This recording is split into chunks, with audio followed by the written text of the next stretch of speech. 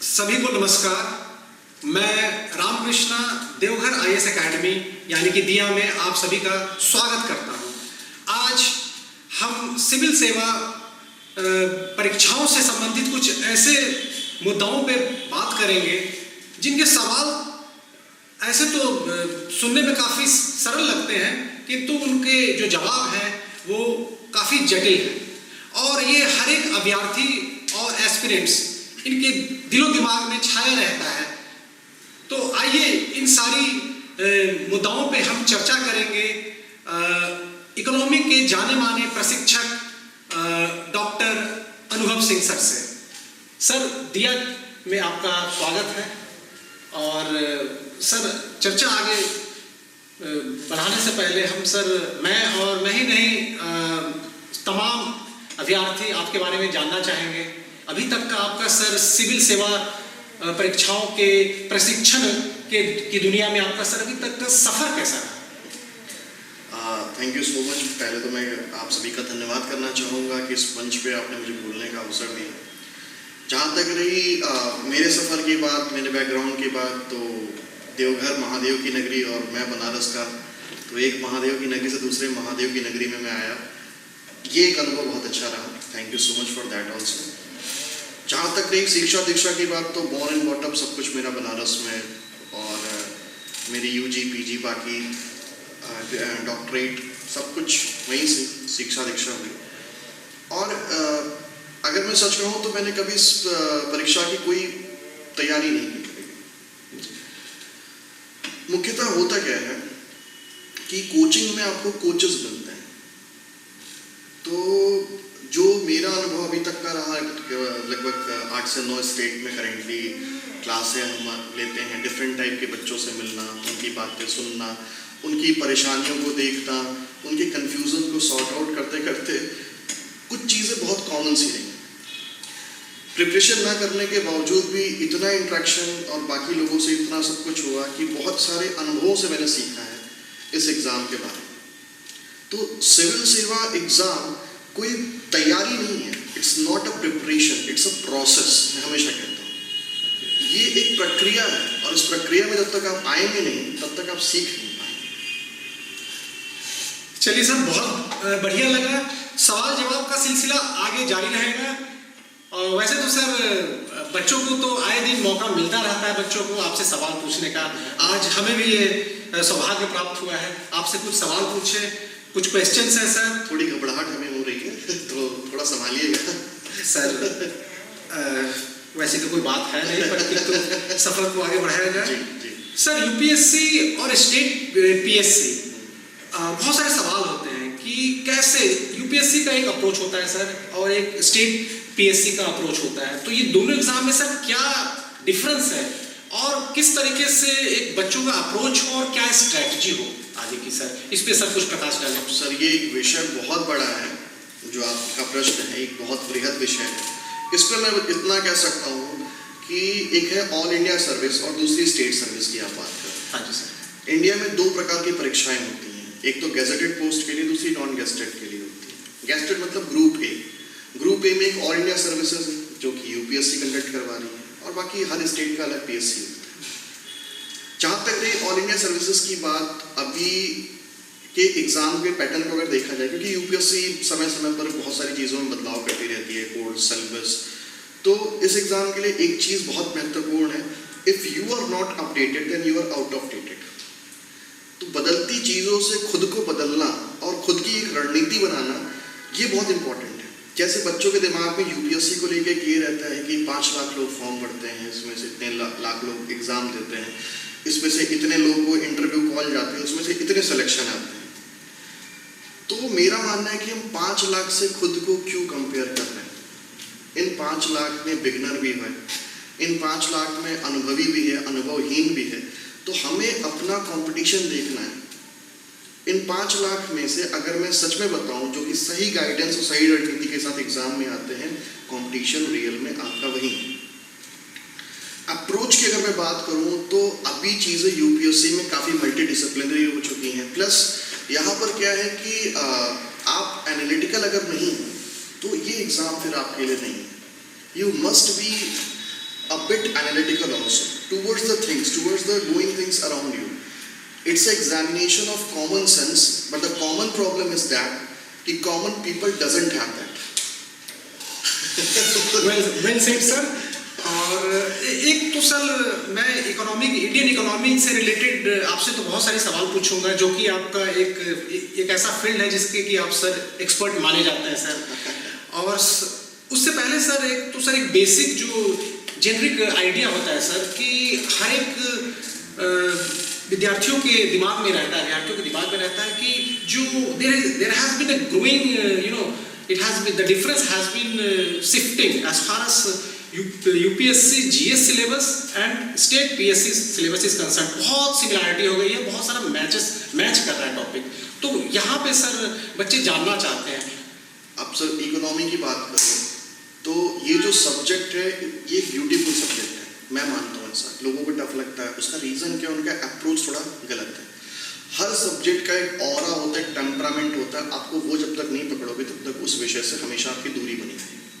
तो सबसे बड़ी जो कमी है इस विषय में, जो कि मैक्सिमम लोग गलतियां करते हैं, वो है रेक्टाफिकेशन। अच्छा, you must do away with it. कभी आप रेक्टाफिकेशन की चक्कर, ये जो आप इकोनॉमी की बात या इकोनॉमिक्स के मैकेनिक्स की बात कर रहे हैं, ये 3 चीज़ों पर आधारित है।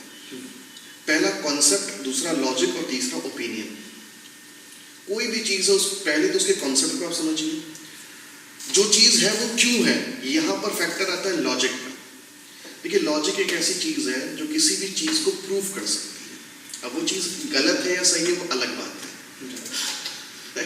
तो यहाँ पर क्या है कि दूसरा पॉइंट आता है लॉजिक का। और तीसरा है कि आप जो भी चीज़ पढ़े हो, उसको प्रैक्टिकली जो आप देख रहे हो, उस पर आपकी ओपिनियन क्या है।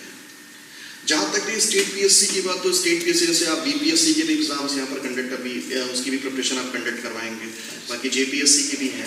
तो मैं यही जानता हूँ कि जो प्रीलिम्स का जो पेपर होता है वो बहुत आसान होता है, चाहे वो यूपीएससी का हो चाहे वो स्टेट पीएससी का हो। रीज़न बड़ा यूनिक सा है, आपके सामने यहाँ पर उत्तर लिखे हुए हैं सामने, आपको चूज करना है उसमें सही वाला कौन सा। मेंस में तो आप याद करके लिखोगे सर, यहाँ पर मेन मुद्दा क्या है ना कि अभ्यर्थियों की रैम कमजोर है। हार्ड ड्राइव में पड़ा हुआ है लेकिन रैम कमजोर होती है। अब रैम को शार्प करने का सिर्फ एक तरीका है, do more and more revision.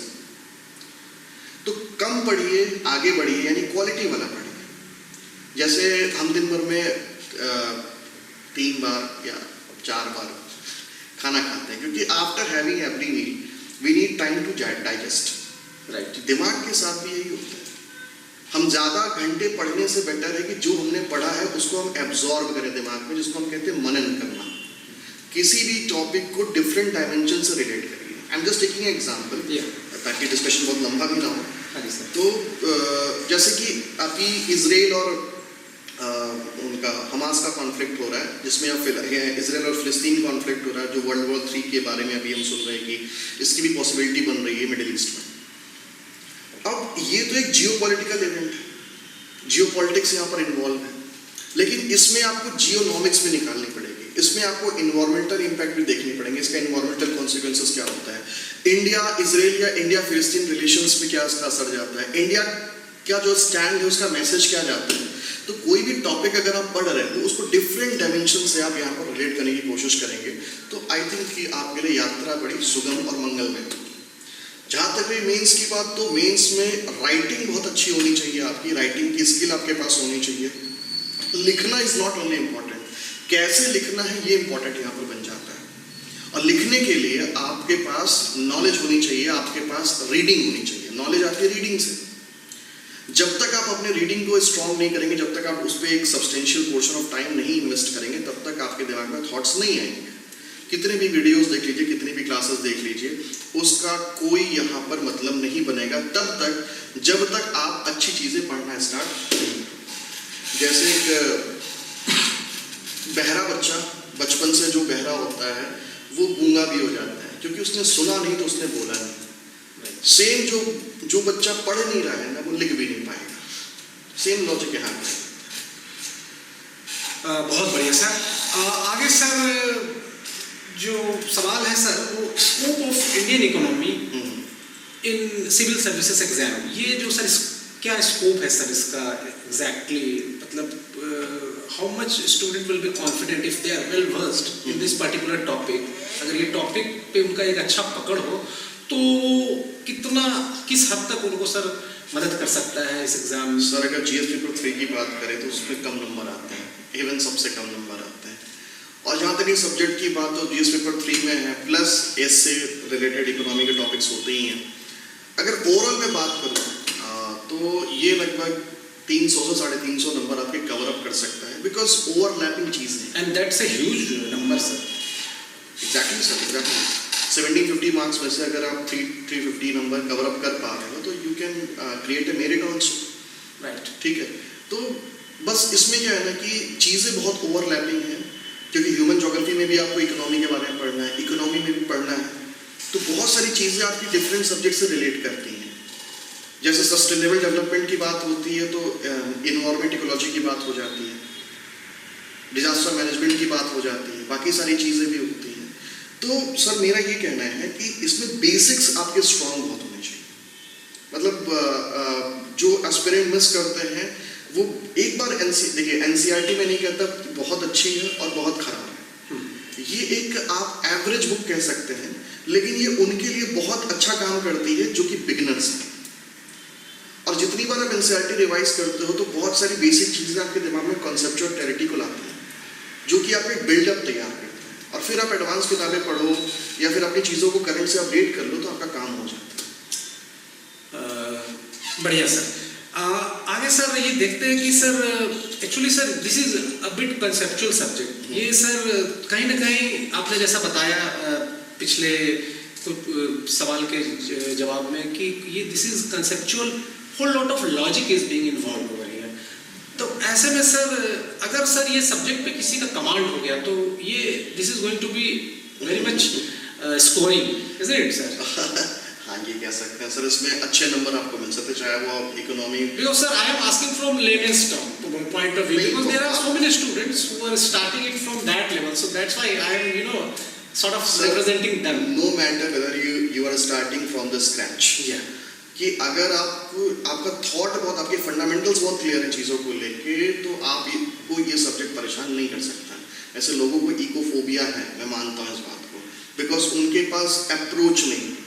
हर ताले की चाबी अलग होती है, एक चाबी से हर ताला नहीं खुल सकता है, तो हर सब्जेक्ट का टेम्परामेंट अलग है। आप हिस्ट्री की तरह ज्योग्राफी नहीं पढ़ सकते, ज्योग्राफी की तरह इको को नहीं पढ़ सकते। तो यहाँ पर 3 चीज़ें वही कॉमन होती हैं, कॉन्सेप्ट, लॉजिक एंड ओपिनियन। तो वैसे तो सर अगला सवाल हमारा स्ट्रेटजी से रिलेटेड है। क्या स्ट्रेटजी होनी चाहिए प्रिपरेशन के लिए for GS, for PT and for mains? Prelims के एग्जाम जैसे भी आने वाले हैं, तो मैं तो यही बच्चों को सजेस्ट करता हूँ कि क्लासरूम से दूर होना और अपने को एक्सप्लोर करना बड़ा इंपॉर्टेंट होता है, जिसको मैं कहता हूँ RSM strategy, reverse study methodology. Reverse study methodology. इसमें बेसिकली हम करते क्या है कि हम टेस्ट सीरीज सॉल्व करते हैं 1 से 1.5-2 महीने पहले, क्योंकि सर होता क्या है कि एग्जाम में जैसे 100 क्वेश्चन जीएस के मैं बात करूँ, प्लस सीसैट भी है एक, काफ़ी सारे मेरे बच्चों का सीसैट में रुका, जीएस में क्वालिफाइड थे वो, तो दोनों पेपर आपको पहली बार सीरियसली लेने हैं। आप किसी को अंडरमाइन नहीं कर सकते कि 1 दिन का काम है, 2 दिन का काम है, मेरा मैथ्स बैकग्राउंड रहा है तो मैं सीसैट में मैथ्स में हवा उड़ा दूंगा, ये कुछ नहीं हो पाता, because of the so much pressure during the examination. तो आप ये मान के चलिए कि 100 क्वेश्चन अगर आपके सामने हैं, इसमें से 15 से 20 क्वेश्चन ऐसे होंगे जो कि आपको छोड़ना है। क्या करना है सब बताते हैं, क्या नहीं करना है ये कोई नहीं बताता सर, राइट? ठीक है, आप अभी की मेरिट उठा के देखिए, 60-65 क्वेश्चन अगर आपने सही वाले उसमें से कर लिए प्रीलिम्स में, तो एक आप अच्छी मेरिट, मतलब आप मेरिट में आ जाएंगे और आपका क्वालिफाई हो जाएगा, नो इश्यूज ऑल दैट। ठीक है, आपको वो एक सर प्रीलिम्स पहली बार समझना है कि वो एक फिल्ट्रेशन प्रोसेस है, राइट? उसके नंबर्स आपको आगे नहीं हेल्प करेंगे, लेकिन वो आपको फिल्टर करके आपको एक स्टेप ऊपर जाने का गेटवे है। तो उसमें क्या है कि आप जितनी हो सके उसकी प्रैक्टिस करिए। जो देखिए होता क्या है इसमें कि जो क्वेश्चंस आपको आते हैं वो तो आपने कर लिया, और जो नहीं आता वो आपका रिवाइज हो गया, या जो आप भूल रहे थे वो आपका फिर से रिवाइज हो गया। तो क्वेश्चन बेस्ड रिविजन करना चाहिए, reverse study methodology. Question solve करिए, रिविजन करिए, सॉल्व करिए, रिविजन करिए, और 1.5 से 2 महीने में आप प्रेशर को झेलने के लिए एडेप्टेबल हो जाते हैं। राइट। अभी तक हम लोगों ने सर सारे जो टेक्निकल सवाल थे वो हमने आपसे पूछे सर, लेकिन बहुत सारे ऐसे सवाल हैं सर जो हर एक अभ्यर्थी के दिल में रहता है। हर एक तो मैं नहीं कह सकता, लेकिन कुछ ऐसे अभ्यर्थी जो कि वो कहते हैं ना इंग्लिश में at the other end of the horizon में रहते हैं, तो कहीं ना कहीं सर वो एक सोच है जो कि बच्चों में काफ़ी रहती है, तो इसके बारे में भी वो सोचते रहते हैं। जवाब भी उन्हें मिलता है, लेकिन अपने पेयर सर्कल में, अपने ग्रुप में। तो आज sir everyone wants to know it और हियर फ्रॉम यू, आपका सर इसमें क्या टेक है, और what are the exact reasons behind वो जो कहते हैं ना कि जो इंग्लिश मीडियम के बहुत सारे जो परीक्षार्थी होते हैं वो ज़्यादा सक्सेसफुल होते हैं, ज़्यादा रिजल्ट्स लाते हैं, उनका प्रोपोर्शन जो है in terms of overall result उसमें ज़्यादा होता है सर। तो ये जो आप क्वेश्चन पूछ रहे हैं,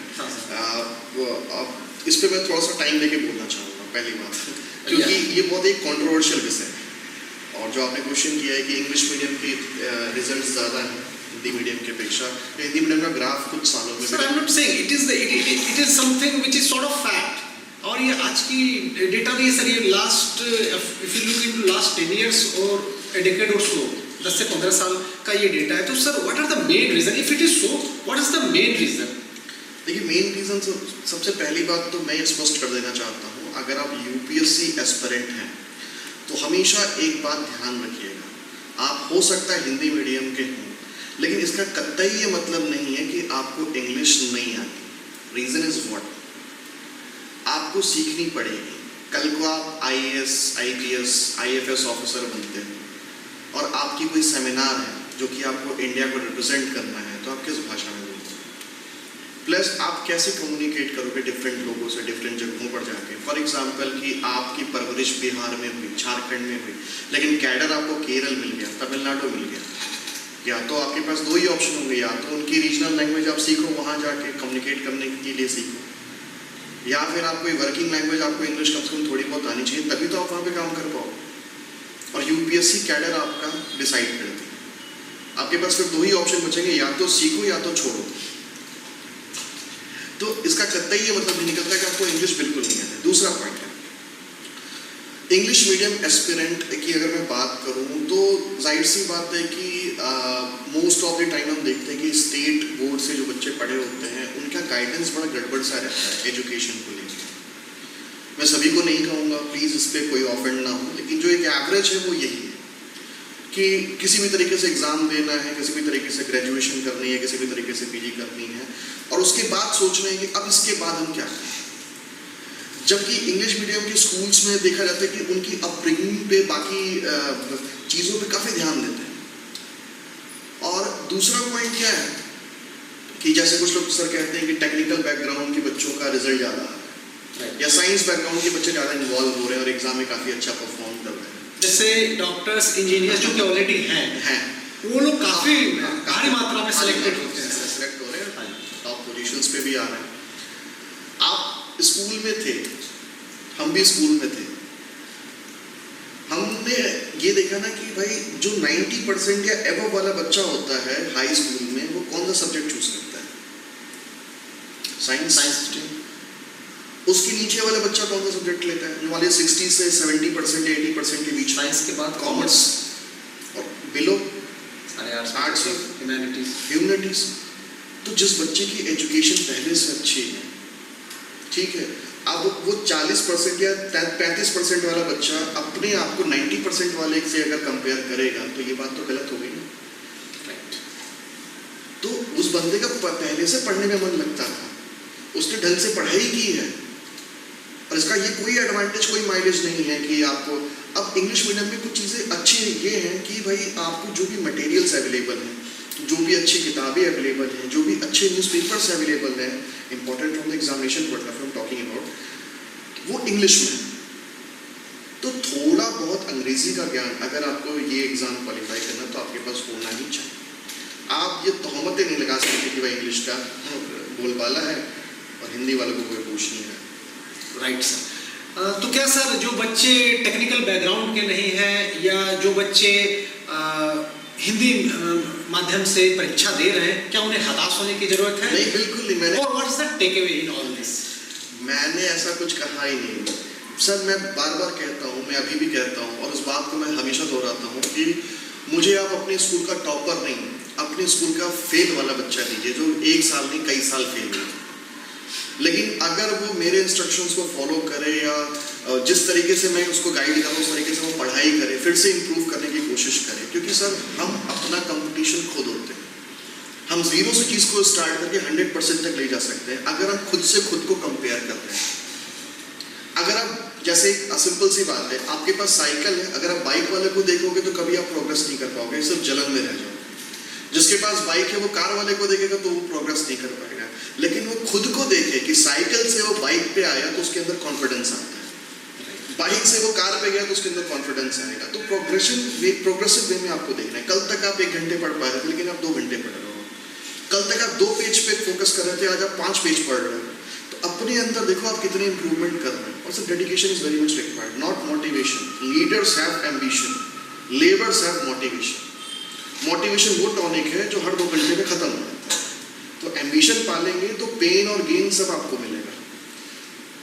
इसी सवाल से निकल के एक और सवाल मेरे जहन में आया है, वो है कि जो हिंदी माध्यम के बच्चे हैं सर, वो किस मतलब जो सोर्स है, नॉलेज सोर्स या जो बुक्स है, प्राइमरी इंफॉर्मेशन, सेकेंडरी इंफॉर्मेशन ले लिया जाए, नोट्स हो गया, या उन्होंने कौन सा जरिया उनके लिए कौन सा? क्योंकि सर जैसा उनका काफ़ी उनकी तरफ से भी एक शिकायत होती है बच्चों की तरफ से, नोट्स काफ़ी उस लैंग्वेज में कम अवेलेबल है हिंदी में। सर देखिए उसमें थोड़ा सा मार्केट रिसर्च आपको करनी पड़ेगी। पहली बात कि कोचिंग में एडमिशन लेने से भी पहले एक बीइंग ए स्टूडेंट आपकी जिम्मेदारी होती है कि एटलीस्ट आपको सिलेबस और प्रीवियस पेपर की एनालिसिस आपके पास पूरी है। किस रास्ते जाना है पहले ये तो तय करो, ठीक है। अब आप कोचिंग में आते हो और कोचिंग में आके आप फिर इस भरोसे बैठ जाओगे कि कोचिंग में पढ़ रहे हैं तो हमारा सिलेक्शन हो ही जाएगा। नहीं, पहली बात आपको अपना रास्ता पहले तय करने के लिए प्रीवियस पेपर और सिलेबस करना है। प्लस जितनी भी हो सके उतनी कोशिश करिए कि आप बेसिक्स एटलीस्ट कवर कर लीजिए, क्योंकि लिमिटेड टाइम में हमको अनलिमिटेड चीज़ें आपको बतानी होती हैं। ऐसे में हमारी कोशिश तो यही रहती है बेसिक प्लस एडवांस आपको ले जाए। बट इसके लिए सबसे अच्छा सोल्यूशन ये कि कुछ एफर्ट आप भी करिए। स्पून फीडिंग वाला कॉन्सेप्ट यहाँ पर अप्लाई नहीं है। मेरा ये मानना है कि हम स्पून फीडर्स नहीं चाहते, कि आपको पढ़ना है ही नहीं या आपको पढ़ने में मन लगता ही नहीं तो ये एग्जाम आपके लिए नहीं, क्योंकि यहाँ पढ़ना पड़ेगा। Right sir. अब सर एक और है बहुत इम्पोर्टेंट सवाल है, मैं सवाल पे सवाल नहीं कंट्रोवर्शियल पूछेंगे तो मेरे मतलब पुतला दहन वगैरह ना हो जाए। नहीं सर, ऐसा कुछ भी नहीं होगा सर। ये सारे जनरल सवाल हैं और सारे अभ्यर्थियों के दिमाग में ये रहते ही रहते हैं। और अगर आपसे वो अगर इसका कुछ बहुत लोगों की बहुत सारी राय है। हाँ जी sir. So this is totally sir's view and we respect every individual's view. ये मेरा अपना टॉपिक इंडिविजुअल। तो सर ये वैसे सर कोई कंट्रोवर्शियल टॉपिक है नहीं, लेकिन ये एक ऐसा टॉपिक है जो कि in fact it is even more important, ये और भी ज़्यादा महत्वपूर्ण हो जाता है, सबों के दिमाग में होता है सर। और ये जो होता है ऑप्शनल सब्जेक्ट की जब हम बात करते हैं सर, तो ऑप्शनल सब्जेक्ट को चूज करने में कहीं ना कहीं सर जो स्कोरिंग पेपर कौन सा है उसको बहुत बार क्या होता है कि सर अभ्यर्थी चूज नहीं करते। How come they have to overcome their ego कि अगर मैं इंग्लिश ऑनर्स किया हूँ तो मैं इंग्लिश लिटरेचर लेके आगे एग्जाम दे दूँ, जबकि वो बंदा सोशियोलॉजी एंथ्रोपोलॉजी से भी कर सकता है। तो इसको सर कैसे टैकल किया जाए, क्योंकि ये साइकोलॉजिकल प्रॉब्लम है sir. How they can tackle this? देखिए सर, मैं मानता हूँ हर सब्जेक्ट एक दूसरे से अलग है, ये बात पे मैं एग्री करता हूँ आपसे। बट सर यूपीएससी में जो ऑप्शनल की बात होती है तो हर सब्जेक्ट की स्केलिंग की जाती है ताकि पेपर एक लेवल पे हो। हिंदी साहित्य भी अगर आप लेते हो तो ऐसा नहीं कि बहुत आसान आपको पड़ेगा, या मैथमेटिक्स से ऑप्ट कर रहे हो तो बहुत टफ आपको पूछा जाएगा। एक उसका मॉडरेट लेवल है, उसके लिए वो स्केलिंग करते हैं पेपर्स की। दूसरा पॉइंट क्या है कि सर यहाँ पर कोई मतलब नहीं कि आपका बैकग्राउंड क्या है। बीटेक वाला हिंदी साहित्य लेके एग्जाम देता है, ठीक है। कॉमर्स बैकग्राउंड वाला एंथ्रोपोलॉजी लेता है, किसी और बैकग्राउंड का बंदा बीएसआईआर लेता है। कुछ सदाबहारी सब्जेक्ट है, मैं मानता हूँ एवरग्रीन सब्जेक्ट जिनको आप कहते हैं, एंथ्रोपोलॉजी है, सोशियोलॉजी है, आपका ज्योग्राफी ऑप्शनल है, हिस्ट्री ऑप्शनल है, नंबर ऑफ देयर्स। बट अगर मैं बात इसमें इको की बात करूँ तो इको बहुत कम लोग ऑप्ट करते हैं। रीजन इज व्हाट कि समझ में नहीं आता। देखिए सर, ऑप्शनल का तो मेरा अपना मानना है कि जब आप ऑप्शनल का मूड बनाएं तो सबसे पहले उस पर कम से कम 10 से 15 दिन रिसर्च करिए। आप उसके सिलेबस को आप पूरा देखिए, आप उसके प्रीवियस ईयर पेपर्स को आप पूरा एनालाइज करिए कम से कम 5 साल के, प्लस उसके बाद आप उसको सर्च करिए कि उसकी अच्छी बुक्स अवेलेबल है कि नहीं मार्केट में, अच्छे टीचर्स अवेलेबल है कि नहीं मार्केट में, या फिर मार्केट में कितने लोग उसको ऑप्ट करके उनका सिलेक्शन आ रहा है। क्योंकि अल्टीमेटली हमारा गोल क्या है सर? सिलेक्शन। हम पढ़ाई थोड़ी करवा रहे हैं, पढ़ाते तो आपको स्कूल के टीचर है या कॉलेज के टीचर है। हम आपकी नॉलेज को ब्रश अप कर रहे हैं, उसको एक तरीके से प्रिसाइज कर रहे हैं। जो आपका इन्फॉर्मेशन स्कैटर्ड है उसको हम कंसोलिडेट करने की कोशिश कर रहे हैं, उसको हम लिंक करना आपको सिखा रहे हैं। आपने अभी तक सिर्फ पढ़ा था, वो पढ़ाई अप्लाई कैसे हो रही है वो हम आपको बताने की कोशिश कर रहे हैं। Right sir. और सर एक चीज़ और ऐड करना चाहूँगा कि ऑप्शनल्स मतलब पीजी लेवल, मेंस मतलब यूजी एंड ऑप्शनल्स मतलब पीजी लेवल, लेकिन ये लोग ध्यान नहीं देते एक्चुअली। तो थोड़ा वो अप्रोच आपको होना चाहिए। धन्यवाद सर, आपसे बात करने का सिलसिला बहुत अच्छा रहा और आने वाले दिनों में ऐसी विभिन्न मुद्दाओं पे आपसे चर्चा जारी रहेगी और उसमें आपका जो सुझाव होगा, आपके जो सजेशंस होंगे वो हम बच्चों तक पहुंचाने का प्रयास करेंगे। विषय और परीक्षा से संबंधित और भी कोई जानकारी हेतु कोई सवाल जवाब किसी बच्चों के मन में हो तो कमेंट सेक्शन में कमेंट करके पूछ सकते हैं और भविष्य में उसका जवाब हम प्रयास करेंगे कि सर खुद वो प्रदान करें दें। दिया के पूरे परिवार की ओर से आपका हार्दिक अभिनंदन। बाबा नगरी देवघर में आपका सदैव स्वागत रहेगा। अरे धन्यवाद सर।